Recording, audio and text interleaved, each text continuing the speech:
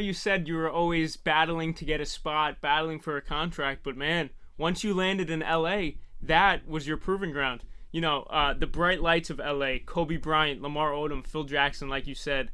How did that all come to be after playing in Phoenix? Like, did Phil Jackson hit you up? Did Kobe recruit you? How did you get to LA? It's NBA summer leagues.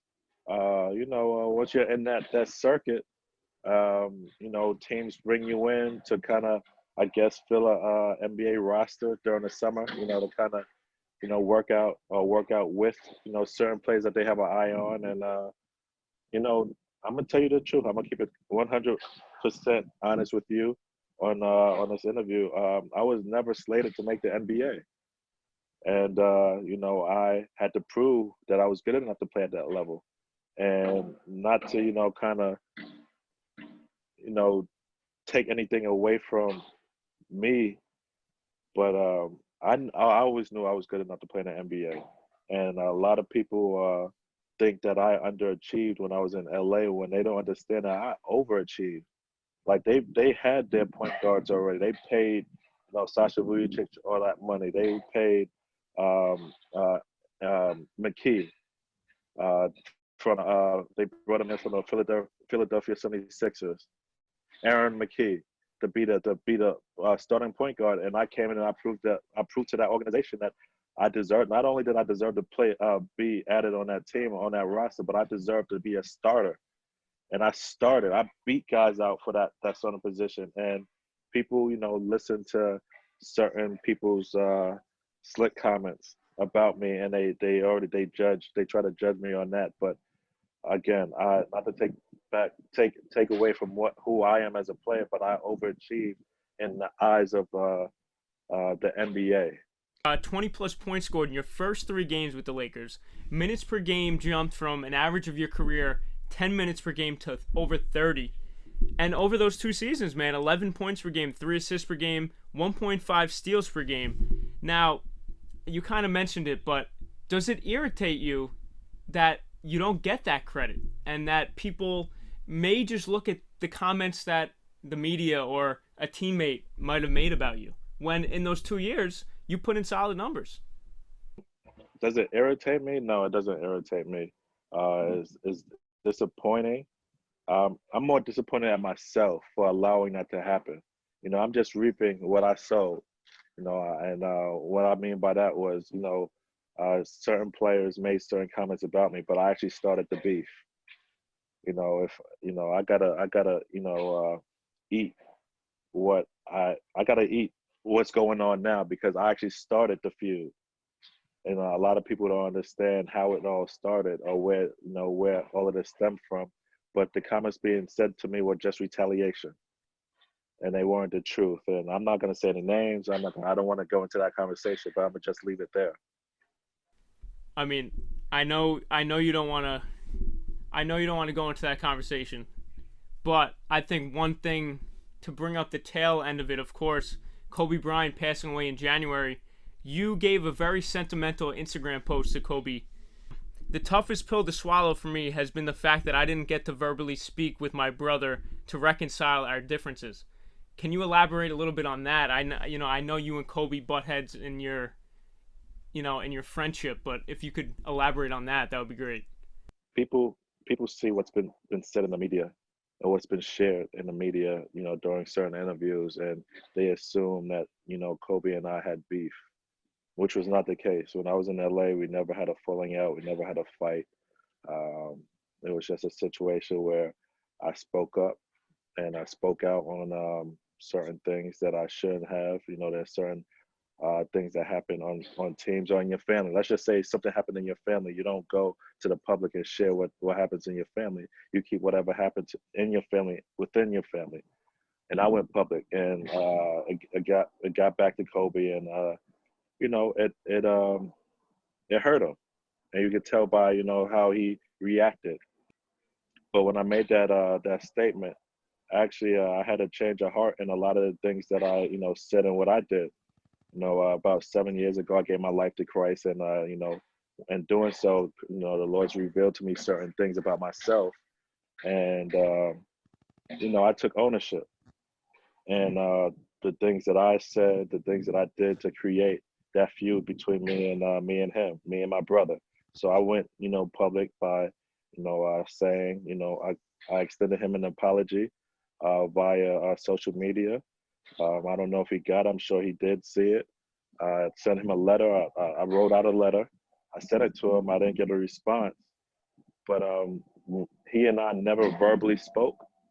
He and I never met back in person after, I left the Lakers back in 2007. So I would have liked for us to have been able to, cross paths again and kind of speak and hash things out. And I never got that opportunity to. You kind of did mention that letter. I read that you had some sort of communication with him back in 2017 around Christmas time. You sent him a photo and a ball to Kobe's foundation for him to sign for your pastor as a gift. Now, what was in that letter that you wrote, and did he send back for your pastor? It was real short, me apologizing for my actions and my words against him. And, at the end of it, I signed it. I said, young mind, young thoughts, young actions as far as, on what I did. I was 27 at the time when I, spoke out. When I sent that letter, I think you said about 3, 4 years ago, I was 36, 35, 36. So, I had time to, kind of grow and mature in my thinking. And, I sent him a short letter, and my pastor, Pastor Louis Straker Jr., who's the pastor of Reflections Church, is a number one Kobe fan, number one, Lakers fan. And, for Christmas, I wanted to do something special for him. So I, like you said, I sent Kobe a ball and a picture of he and I, and he signed it. He signed it and sent it back. Which I was greatly appreciative of. He never responded to me, never sent me a letter, but he did, like I said, sign a basketball and sign a picture. And Smush, when you were growing up, were you a big Kobe fan? Particularly, no, um, and not because of any personal reasons. I just um, I like more team-oriented basketball. I wasn't into, the AI kind of play. I didn't have anything against Allen Iverson, but I was more so like I'm a point guard at heart. I love assists. I love passing the ball. I love team basketball. It's just pretty to watch when you see five guys out there working together, and and I get a high off of watching really, really, really good basketball.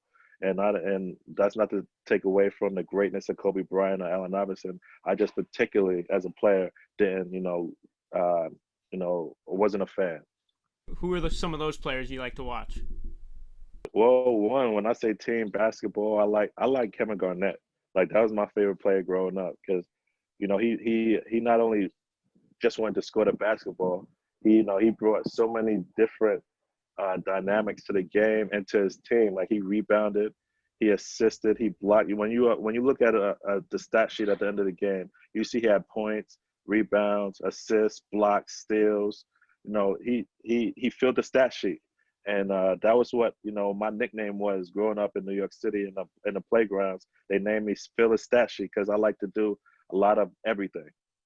Not just scoring the basketball. And Kevin Garnett brought the energy. I loved his energy. What he did defensively on both sides of the court, defense and offense. He liked to, he played the mind game with his opponents, like try to get guys off their game a little bit. So I enjoyed watching Kevin Garnett. In 2006, Lakers Suns in the first round. You guys go to 7 games. You're the starter there, and you're matched up against Steve Nash. Tell me what you remember about guarding Nash, and if he gave you any headaches. Headaches. I mean, he gave me nightmares. Steve Nash is a great player. One of the hardest guys I had to match up with. One of the smartest guards I had to match up with. And one thing that was hard about Steve Nash, it wasn't so much his athleticism or him being so much different than other point guards in the league, but the offense is what made Steve Nash. And not to take away from his skill, because he has skill, very good skill. He's a very talented player, but that offense was set up where the offense flowed through him on every single play. Like he was the engine. That they played a open floor, open concept offense, and it was just he was a playmaker for everybody. They surrounded him with catch and shoot players. No one else was a playmaker. If he was a playmaker, that offense was stagnant. So he attacked every single play, high pick and roll, side screen and roll, get into the lane, creating defensive matchups where somebody was open or somebody had a mismatch somewhere else. So he was always in attack mode, 100% of the game, always in attack mode, and it's hard to guard a player when they're 100% in attack mode on every single play. And also in LA, you mentioned it before, the great Phil Jackson as the head coach. Now, Phil is known to be the Zen kind of guy who would make his players meditate. Did you ever go through anything like that when he was your coach? Most definitely. I don't think we went through it as much as you saw it in the documentary, the Michael Jordan documentary, when he was the coach for Chicago Bulls. But he did have us, a few times, I think in the playoffs, I believe, during film session, before we actually, watch film, he had us sit, upright in a chair. He turned the lights down low and he talk in this very mellow voice. And he have us, all put our hands together, palm, and hold it like this and close our eyes. And he'd be talking to you like this, close your eyes, clear your mind, focus on being at the beach and sitting there and listening to the waves. It was kind of a way to kind of clear our minds because he wanted the information that he was about to share with us to kind of not be hindered by outside distractions, family, wife, girlfriend, children, business wise, work wise, anything. He wanted, because we had an objective. And the objective was to, kind of, stop Steve Nash and Phoenix Suns. And, we had a game plan that he wanted to get across. And he didn't want, like I said, any outside distractions. Those years with the Lakers, those are arguably Kobe Bryant's, highest scoring years where he would just take over games. What's one memory of Kobe of a game you remember watching of him just flat out just taking over? I mean, come on, that's only one game that anybody right now is thinking about. And that's the 81-point game in Toronto. I kid you not. I kid you not. It was late in the third quarter. Late in the third quarter. I didn't know he was scoring that many points. I really wasn't. And at the end of the third quarter, I'm sitting on the bench before the fourth quarter starts, and I look up, and the dude has 69 points. And I'm like, Kobe has 69 points at the end of the third quarter? So then it started to, dawn on me like, yo, this guy is hot, like super, super hot. And, there were a couple shots that he would take in, and I was just like, wow, if he makes, wow, he made that. Okay, he made a 1-footer fadeaway with two people on him, 35-footer falling out of bounds. And then he got a steal, open court dunk, and it was just like, yo, the fans were going nuts. It was just one of those moments like he was just floating, because he was just in one of those zones that there was nothing that the Toronto Raptors could do to stop him, besides put him in a hospital. And Smush, what were his reactions like after the game? Now he's got the Mamba mentality, probably stone face, but what were your interactions with him and his teammates afterwards? It was surreal. He just scored 81 points. He just surpassed everybody except for Wilt Chamberlain as the number 2 scorer in NBA history. People were in disbelief. Only a guy who could score 81 points believes he could score 81 points. So he wasn't in disbelief. He was Kobe. He was just like, he was confident. He knew what he could do. Everybody else on the team was just like, this guy just scored 81 points in a game. It was just one of those those it's unreal moments for everybody else but him. And if you're on the Lakers, you're you're in the public eye in Los Angeles. The NBA has more tabs on you. You're the starting point guard of the Los Angeles Lakers. I'm sure you go out to nightclubs and everything like that, and you're just this famous star, all these celebrities everywhere. Tell me about certain celebs you've met and just the nights of LA as the starting point guard. Well, I was never a club guy. To tell you the truth, I don't like being in crowds. I have a small case of claustrophobia, so if I can't control my personal space, I'm uncomfortable. So again, like I never liked going to clubs. But when I did go out, I was always the small star. Like I was hanging out with Lamar Odom, and I'd hang out with Omar Cook. I'd hang out with Luke Walton. If I did, ever decide to, kind of go out. And I was kind of like the kid brother. No one really recognized who I was when I went out by myself. It was always whenever I went out with those Lakers, that they'd be, oh, is that Smush Parker? Because I was with those guys. So for me, it was just being normal. No one really knew who it was. And no, but I did, like you said, I did get a chance to play in front of Jack Nicholson. He was courtside every game. It was cool. I got a chance to talk with Denzel Washington, who also went to Fordham. We have a connection. He's a Fordham alum, just like me.